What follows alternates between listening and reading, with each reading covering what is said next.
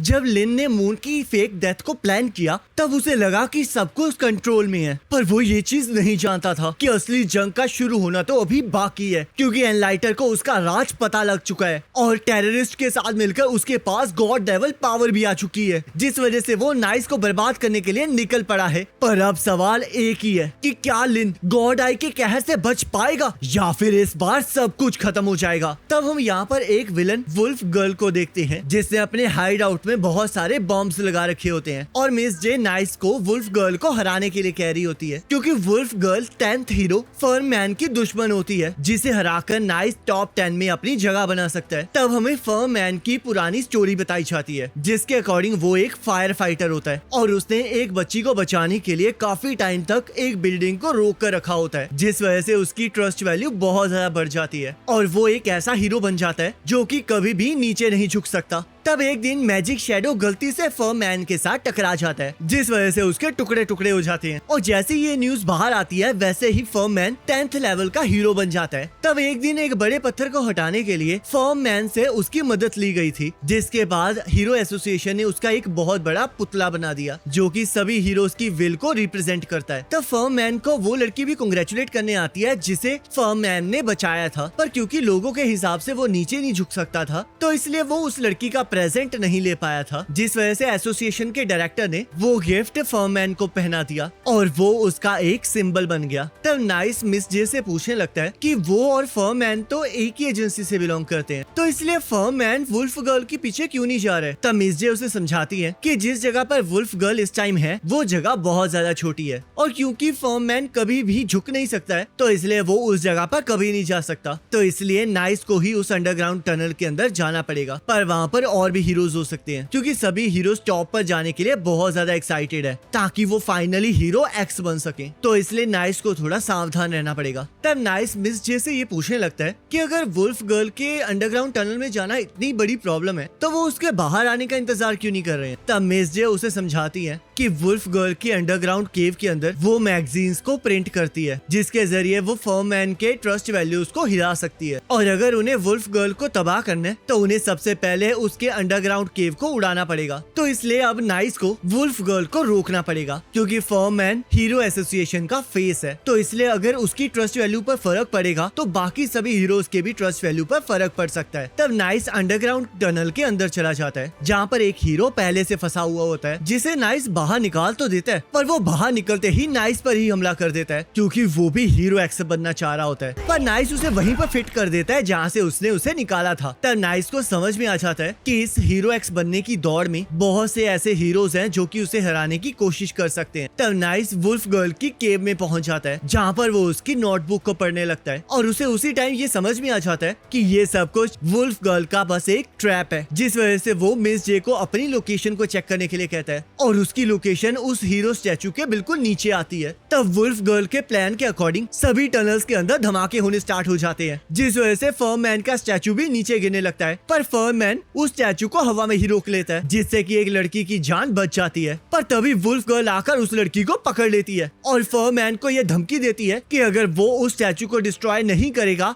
तो वो उस लड़की को मार डालेगी। तब हम देखते हैं पूरी सिटी में बहुत ज्यादा तबाही मच चुकी होती है जिस वजह से सारे हीरोज वहाँ पर बिजी होते हैं और क्योंकि कुछ हीरोज वुल्फ गर्ल को ढूंढने गए होते हैं तो वो लोग धमाके की वजह से जख्मी हो चुके होते हैं। तब फर्म मैन अभी भी उस स्टैचू को छोड़ नहीं रहा होता और सभी लोग फर्म मैन को उस लड़की को बचाने के लिए उस स्टैचू को छोड़ने के लिए कहते हैं। तभी वहाँ पर नाइस की एंट्री होती है जो कि सबको बताता है कि वुल्फ गर्ल ना ही उस जगह पर उस लड़की को मारने आई है और ना ही उस जगह पर उस स्टैचू को गिराने आई है, बल्कि उसका असली गोल तो फर्म मैन को गिराना है ताकि उसे किसी चीज का भी भार ना उठाना पड़े और वो एक नॉर्मल जिंदगी जी सके। और वो लड़की ये सब कुछ इसलिए कर रही है क्योंकि ये लड़की वही है जिसे फर्म मैन ने सबसे पहले बचाया था। तब हमें पता चलता है कि वुल्फ गर्ल अपनी मैगजीन से सबको ये बताना चाहती थी कि असल में फर्म मैन किस तरह का इंसान है, पर जब वो एक नॉर्मल इंसान थी तब किसी ने भी उस पर विश्वास नहीं किया था जिस वजह से उसे ये सब कुछ करना पड़ा। तब उस दिन को याद करके फर्म मैन भी रोने लगता है जिससे कि उसके जूते टूट जाते हैं और वो नीचे झुक जाता है और वो स्टैचू उसी के ऊपर गिरने लगता है। तब नाइस और वो लड़की फर्म मैन को बचाने चली जाती है और नाइस उस स्टैचू को उठाने लगता है, पर वो स्टैचू उसके लिए काफी ज्यादा भारी होता है, जिस वजह से मिस जे उसे लाइव स्ट्रीम पर डाल देती है और सभी लोग इस चीज के लिए दुआ करने लगते हैं कि वो उस स्टैचू को उठा दे, जिससे कि उसकी ट्रस्ट वैल्यू बढ़ने लगती है और आखिरकार वो उस स्टैचू को उठाने में कामयाब हो जाता है। तब इस इंसिडेंट की वजह से नाइस की ट्रस्ट वैल्यू फर्म मैन से ऊपर चली जाती है, जिससे कि नाइस को फर्म मैन का रूम मिल जाता है और वो फर्म मैन से मिलने चला जाता है, जहाँ पर फर्म मैन अपनी पावर से आजाद होकर बहुत ज्यादा खुश होता है, क्योंकि जब से उसे पावर मिली होती है तब से वो कभी भी नहीं झुक पाया होता,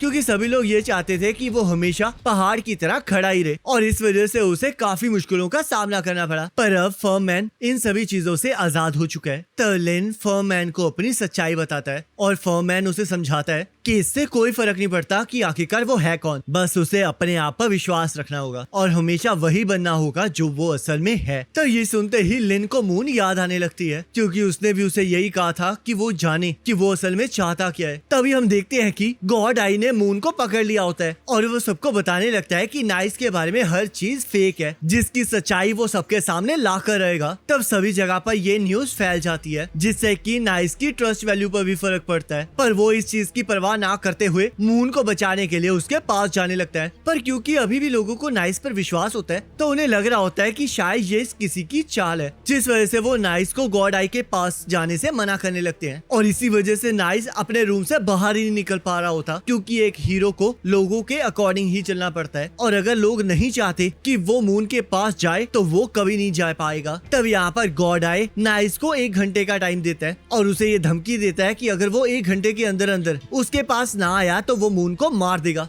तब मिस जे का बॉस शांत मिस जे को उस लाइव टेलीकास्ट को रोकने के लिए कहता है और नाइस को भी वहां जाने से मना करता है, क्योंकि उसने मून को बचाने के लिए किसी और हीरो को भेज दिया होता है। तब यहाँ नाइस मिस जे से मून के बारे में पूछने लगता है, जिस वजह से मिस जे उसे बताती है कि मून बहुत जल्दी मरने वाली है, पर नाइस अभी उसे खोने के लिए तैयार नहीं होता। तब मिस जे उसे समझाती है कि इस टाइम लोग नाइस को मून के पास नहीं जाने देंगे और नाइस भी उन लोगों के सामने कुछ नहीं कर सकता, क्योंकि उन्हीं की वजह से वो एक हीरो बना है, तो इसलिए उसे ये सब कुछ सहना ही पड़ेगा। तब एक हीरो ब्लैंकस्टर मून को बचाने के लिए गॉड आई के पास पहुंच जाता है, जिसकी पावर आयरन फिस्ट होती है और उसका मुक्का इतना ज्यादा स्ट्रॉन्ग होता है जो कि किसी भी चीज को उड़ा सकता है और ऊपर से अगर वो किसी पर्सन को टच कर जाए तो उस पर्सन की कुछ मेमोरीज भी गायब हो सकती हैं। तब यहाँ पर ब्लैंकस्टर गॉड आई पर हमला कर देता है और उस पर भारी पड़ रहा होता है, पर तभी गॉड आई उसकी कमजोरी को ढूंढ लेता है। तब हम देखते हैं गॉड आई ने सबके सामने ब्लैंकस्टर का सच सामने ला दिया होता है, जिस वजह से ब्लैंकस्टर की ट्रस्ट वैल्यू नीचे गिरने लगती है और धीरे धीरे उसकी पावर भी खोने लगती है। तब ब्लैंकस्टर गॉड आई का सामना बिल्कुल नहीं कर पा रहा होता, क्योंकि वो ट्रस्ट वैल्यू नीचे गिर जाने की वजह से बहुत ज्यादा कमजोर हो चुका होता है और ब्लैंकस्टर को हराकर गॉड आई सबको बताने लगता है कि ये सारे हीरोज फेक है और जैसे इनके ऊपर से इनका फेक फेस हटा दिया जाता है तो ये अंदर से बिल्कुल खोखले हो जाते हैं। तब गॉड आई फिर से नाइस को बुलाने लगता है ताकि नाइस सबको अपना सच बता सके, पर तभी अचानक से टीवी पर लिन के द्वारा बनाई हुई नाइस की प्रोमो वीडियो चलने लगती है, जिसके अकॉर्डिंग ट्रस्ट वैल्यू के जरिए कोई भी हीरो बन सकता है, जिससे कि नाइस का एहसास हो जाता है कि वो असलियत में लिन है और वो अपनी पूरी ताकत लगाकर दरवाजे की तरफ बढ़ने लगता है। पर मिस जे को पूरा भरोसा होता है कि वो दरवाजे से बाहर नहीं जा पाएगा, पर लिन ताकत लगाकर दरवाजे तक पहुंच जाता है, क्योंकि उसे एहसास हो चुका होता है कि वो लिन है, जिससे कि उसके अंदर से धीरे धीरे नाइस की पावर्स खत्म होने लगती है और वो अपने केप को उतार कर नीचे आ जाता है, जहाँ पर कोई भी उसे पहचान नहीं पा रहा होता और लिन सोचने लगता है कि अगर वो उसी पर्सन को नहीं बचा पाएगा जिसकी वो सबसे ज्यादा कदर करता है तो उसके हीरो बनने का कोई फायदा नहीं है। तब आखिरकार लिन गॉड आई तक पहुंच जाता है, जिसे देखकर गॉड आई बहुत खुश हो जाता है और सभी को बताने लगता है कि नाइस उसके पास आ चुका है, पर लिन को देखकर किसी को भी उस पर विश्वास नहीं हो रहा होता। तब मून को बचाने के लिए लिन सबको नाइस के मरने का सच बता देता है और सभी को अपनी पूरी कहानी सुनाता है। तब नाइस इस सच के बदले में गॉड आई को मून को छोड़ने के लिए कहता है, पर गॉड आई उसी पर हमला कर देता है और उसे बताता है कि मून ने ही उसका इस चीज में साथ दिया है, तो इसलिए उसे भी इस चीज की सजा मिलकर रहेगी, जिस वजह से लिन मून को बचाने के लिए गॉड आई के साथ लड़ने के लिए तैयार हो जाता है। पर पावर ना होने की वजह से वो गॉड आई को छू भी नहीं पा रहा होता और गॉड आई उसे बहुत बुरी तरह मारना स्टार्ट कर देता है। तब सभी लोग ये सब कुछ देख रहे होते हैं, जिससे कि उन्हें विश्वास हो जाता है कि मून के मरने पर जो पर्सन रोया था वो लिन ही था। और यहाँ पर मिस जे भी काफी ज्यादा परेशान हो रही होती क्योंकि उन्हें डर होता है कि अब लिन मारा जाएगा। तब इतनी मार खाने के बावजूद भी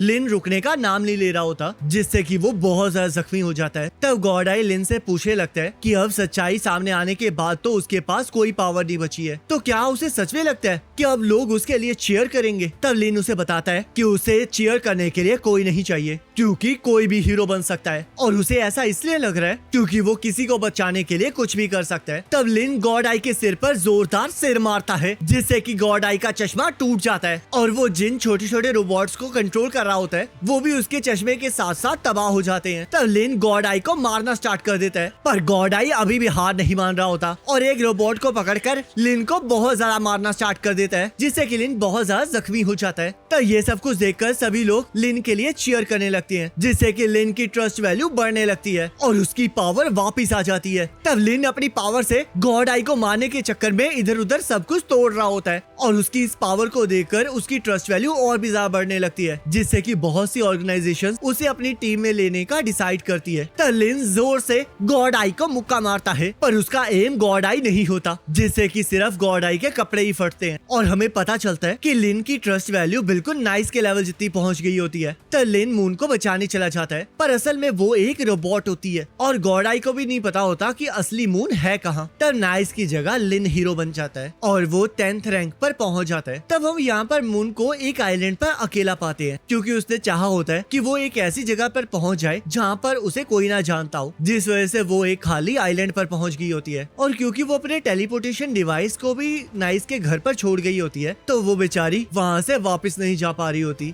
जिस वजह से वो काफी ज्यादा उदास हो चुकी होती है। पर तभी वहाँ पर लिन आ जाता है, जिसे देखकर मून बहुत ज्यादा खुश हो जाती है। पर तभी कोई मून को गोली मार देता है और लिन का वो डरावना सपना सच हो जाता है जो उसने पहले एपिसोड में देखा था। तो गाइस, क्या मून इस बार सच में मर चुकी है या फिर ये सिर्फ लिन का एक सपना ही है? इसके बारे में तो हमें आने वाले एपिसोड में ही पता लगेगा, जिसका लिंक आपकी स्क्रीन पर आ रहा होगा। उस पर क्लिक करके अगले एपिसोड को देख सकते हैं।